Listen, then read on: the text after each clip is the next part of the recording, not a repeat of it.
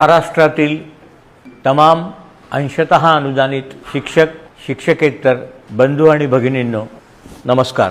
मला सारखे फोन येत आहेत की 511च्या निधी वितरणाचं काय। मंत्रालयातून ऑलरेडी अंशतः अनुदानितच्या सर्व लेखाशीर्षांना पैसे सोडलेले आहेत। संचालक कार्यालयातून 3379 3361 याचा शासन निर्णय निधी वितरण आदेश आला, परंतु 0511 आणि 3261 याचं येणं बाकी आहे। तो जास्तीत जास्त सोमवारी येईल आणि आपले पगार पुढच्या आठवड्यात नक्की होतील।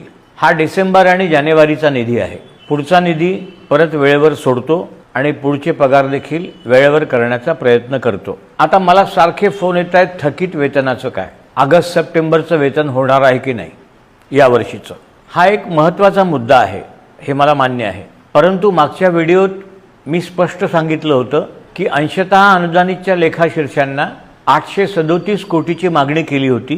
हिवाळी अधिवेशनात 500 कोटी रुपये मंजूर झाले, म्हणजे 337 कोटीची तूट आहे। मग थकीत निघेल का याचं पुन्हा उत्तर आहे का 3361 3261 3379 आणि 0511 यांचं कुठलंही थकीत या वर्षी मार्चच्या पहिले निघण्याची शक्यता नाही। रिअप्रोप्रिएशन एक मार्ग आहे, तो साधारणतः म्हणजे आपण ज्याला विनियोजन म्हणतो ते करून किती निधी उपलब्ध होईल हे आत्ता सांगता येत नाही। पण तुर्तास तुम्हाला एवढंच सांगतो की ऑगस्ट सप्टेंबर या वर्षीचं किंवा पूर्वीचं कुठलंही थकीत या लेखाशीर्षांचं आत्ता निघणार नाही।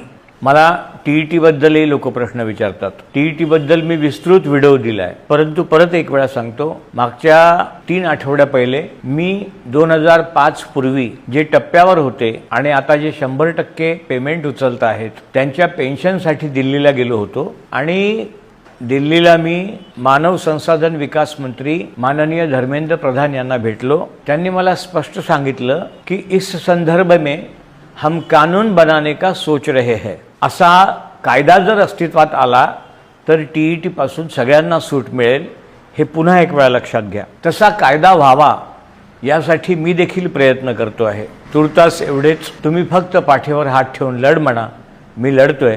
धन्यवाद।